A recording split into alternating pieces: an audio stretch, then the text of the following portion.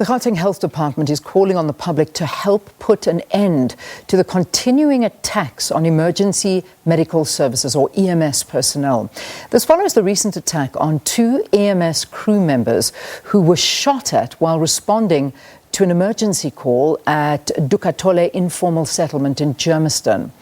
This wayward behaviour is not unique to Gauteng, but also happens in other parts of the country as well.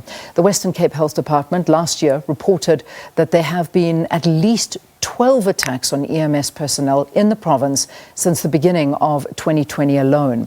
Let's take this a bit further. We're joined by Gauteng Emergency Medical Services Operations Manager, JP van Benecke. Good to have you, JP. Thanks very much for being with us. Good morning, Leanne, and good morning to the viewers. So the attack on EMS obviously interfered with an emergency response to what we believe is a fatally wounded resident who obviously, unfortunately, died on the way to hospital. In what condition are the crew members who were hit by bullets last Friday? Yeah, that's correct. So they were dispatched to a assault case in the Dukathole area. And whilst they were working on the patient, obviously very severely injured, shots were fired at them and the police. And it's important to note that the police were actually on scene. And unfortunately, one of the crew was hit in the hand, which caused quite a bad fracture to her hand. And it ended up in the police actually evacuating both crew members as well as the patient in the back of a police van. And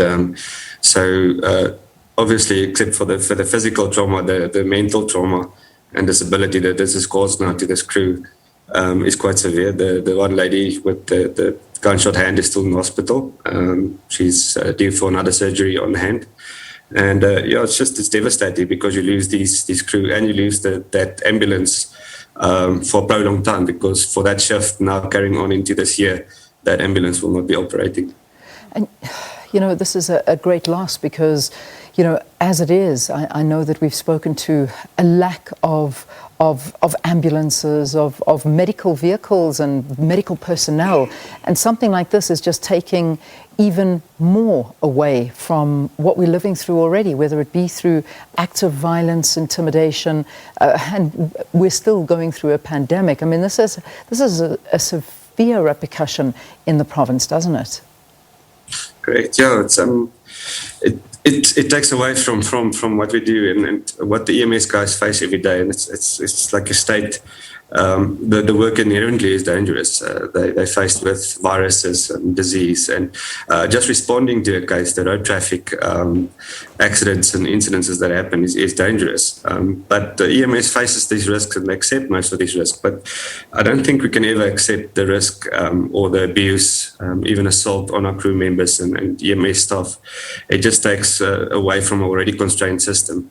It's very devastating to us. Yeah, I mean, just to put us in perspective, I mean, these emergency services members or paramedics were rushing to a scene to attend to somebody, and then gunshots were fired at them. Is that the understanding that you're under?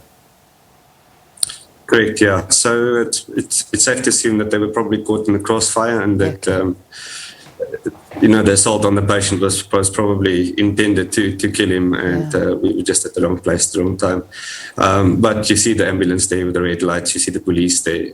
So shooting and directing a weapon at us is just not acceptable. And I just plea on law enforcement to take this case very seriously. And historically, with all our EMS attacks, we've had a very low conviction rate or even arrest rate. If I go through my stats, there's OB entries, but there's never an arrest, and that's very frustrating on our part. Yeah. How common is these kind of incidences? I mean, we're just speaking to one that happened on Friday, but, this obviously is something that is worrisome and happens far too often. It does. Just in this year already, we've had 10 serious cases of assault, but that's not even taking in consideration the cases of intimidation and threats made to EMS personnel. I don't know if you're aware of all the spikings of vehicle tires, for example, on the N4 highway. One of the ambulances from Gauteng EMS was caught in one of those spiking incidences with a patient in the back. The vehicle was stopped and the crew was robbed at gunpoint. One of the private services was traveling from Manskraag, from Bella Bella, with a patient. They hit one of these spikes. They were robbed at gunpoint, and they ended up having to call a helicopter to fly the severely injured patient to hospital. So it happens much more than we should actually allow as a community in South Africa. JP, why? Let's try and understand what it is. Is it vandalism? I imagine it's not necessarily associated to strikes or protest action. Is it that they need parts? Do they steal things? Or is it a hit on a victim? Do you understand why this actually happens? It's complex, and we've tried to unpack it over the last while, because there's such a variety of assault that has taken place on EMS. Like you correctly stated, during service delivery protests, we are targeted because we are seen as part of the service delivery of a government system, for example, so they will throw stones at ambulances. We have valuable equipment on our ambulances that they would target. We are soft targets. Our nature as EMS personnel are to care and to trust. So it's easy to lure us into an ambush or to lure us into a sense of safety, and then take a gun out or a knife out and rob us of our valuables. And it's very unfortunate that we get taken not seriously as an emergency service. Just to go back, for example, in the Geneva Convention, which was signed, there was 4 treaties signed just on violence against healthcare personnel and emergency services personnel. And we're looking at this convention now as a draft, for example, to protect our own staff. And we're not even living in a war zone. Yeah. And these are the kind of figures that come out on a daily basis, just looking at the rampant crime and everything that is happening around the country. I mean, we're only focusing in on Gauteng, but as I said in the intro, this is something that is rife around the country, the whole of South Africa, where these incidences happen in war zones, not in places like South Africa, where we're not in a war, but we actually are in a war when we listen to things that you're saying. I mean, this culture seems to become entrenched with reported incidents of medical crews being robbed at gunpoint when they stop. Another example of an armed robbery of staff inside EMS station in Tembisa. Unions have actually put this down as one of the grievances. What do you think can be done? I mean, how does maybe provincial government or the police help, or what do you think needs to happen?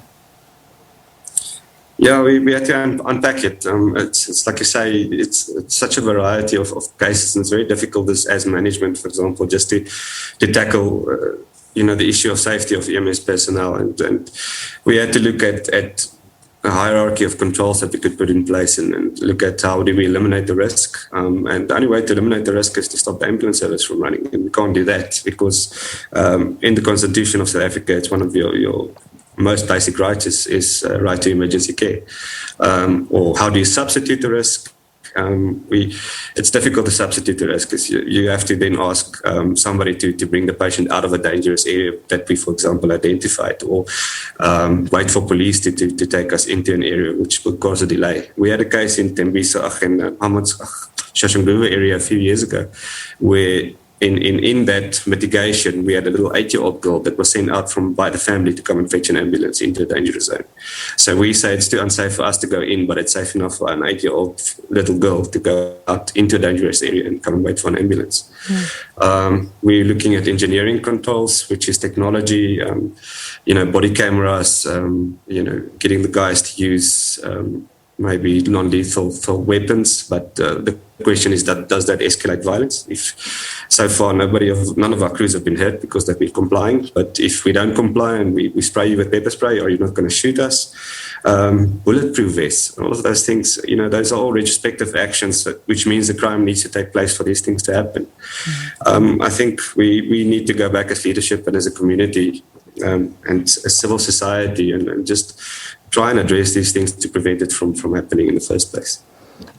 JP, I know it's a dramatic move and quite a difficult question to ask you, but I mean, could it lead to a decision from EMS to not enter into certain areas, that you will have absolutely no option but to not respond to certain medical emergencies and calls that come from these hotspot areas where the lives of medical personnel are threatened.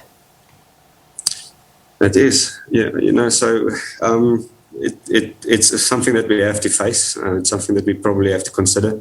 The Western Cape has been doing it very successfully, but it has shown to cause severe delay to people, innocent people, that's in need of emergency care. But it's definitely not something that EMS crew are signed up for, is to put their lives in danger. And one of the big things when you start in EMS that you learn is safety for myself. And if we keep on going into these situations where we are putting staff to risk, their safety comes first, and we'll have to withdraw services from areas. The department has a document called Hotspot Intervention Plan, which, from what we understand, looks like a coordinated strategy. Are you at liberty to talk about these kind of interventions? Yes, so we're looking at just crime statistics within the areas, not necessarily just ambulance attacks, but assaults, robberies, information that's shared from law enforcement side towards us, and then also incidences that involves EMS. And we then identify these areas as hotspots, and we have different measures of trying to tackle them, either seizing services within them or trying to convince callers, for example, patients to come out to a safe area. But it does put them at risk as well. But there is a strategy that we're working on in trying to identify and try and preempt dangerous areas where staff go into. Yeah, you'd hate to see that being the eventuality, but I suppose when options are limited, these are the kind of responses you need to put in. How many services, or how many ambulances have you actually got operating in the Gauteng area currently? So currently there's about 1,200 ambulances between the private sector and Gauteng EMS. We run close to about 400 ambulances per shift. But it's important to also, our system is very constrained in the sense that each ambulance, in the morning when they go out 7 o'clock, they attend calls the entire day until 7 o'clock at night. So each ambulance services about 10 to 15 emergency calls. So if you take one ambulance out, even if it's just a threat to their lives, I mean, mentally wise, they cannot continue that shift. We have to withdraw them and you lose that ambulance. That means for that day, the next 10 to 15 ambulance calls needs to be serviced by another already constrained ambulance. And it causes a severe delay and knock-on effect throughout the shift. And then also for the next shift, you lose those crews because they have to go for counselling or for medical treatment if they're injured. Yeah, and I mean, I'm reading stories. I mean, the more I'm reading, the more I'm looking into it and seeing some ambulances being stoned as they drive into certain communities, being vandalized, broken into, things being stolen, different emergency personnel being held up at gunpoint. I mean, these are stories of people that are trying to navigate through roads and areas to save lives. Meantime, their lives are under threat. What do you want from the public? I mean, how can we assist you? Is there anything we can do to help emergency medical services? Yeah, definitely. I think the public needs to take ownership of emergency medical services and take cognizance of the fact that the staff working on those vehicles, doesn't matter who they are there for good. No, they are not there to cause any harm. They're not there to cause any trouble. If an ambulance is sent to an area, it's because somebody has called them to the area. And I think we need as a community collectively to take responsibility of the service and to make sure that the guys are protected when they go into an area. If there's a service delivery protest, you have 100% right to have your service delivery protest, but leave the ambulance alone. Yeah. And leave the ambulance staff alone, because that does really, really impact on service delivery of innocent people. So for me, my message is just take responsibility, own the service, own the staff that works on it, acknowledge the hard work they do, and try to eliminate the risk altogether. And protect them at all costs, because when you've called an ambulance and you see that red light coming towards you, you know that perhaps your life or a loved one's life can be spared. And the last thing you need is for that to turn around because it's being brought under attack. I mean, it's very hard to understand. JP, finally, as I let you go, obviously one of the big concerns in Gauteng is the rise in COVID cases, and Again, the first port of call is to phone emergency services if a loved one is struggling to breathe or anything like that. Are you equipped? Are you ready if we do, as a province, move into that predicted third wave? Yeah, no, we have. So the irony of the COVID-19 outbreak, now that we're a year and a half almost into it, is that we've managed to sort of hone in on the skill and screening the calls and making sure that the guys wear the correct PPE, making sure that they're ready to transfer. During the initial first wave, we had special ambulances that just went out for COVID cases, and now we're at a stage where almost all of our ambulances are equipped to handle it. So we've had an opportunity to learn a lot of lessons, and I think we're more ready now than ever before to handle the COVID cases. So let's hope the third wave is not as severe as the second or the first. Yeah. JP, thank you for all that you and your colleagues do, and we getting this message out there as strong and as loudly as we possibly can to try and assist in the area.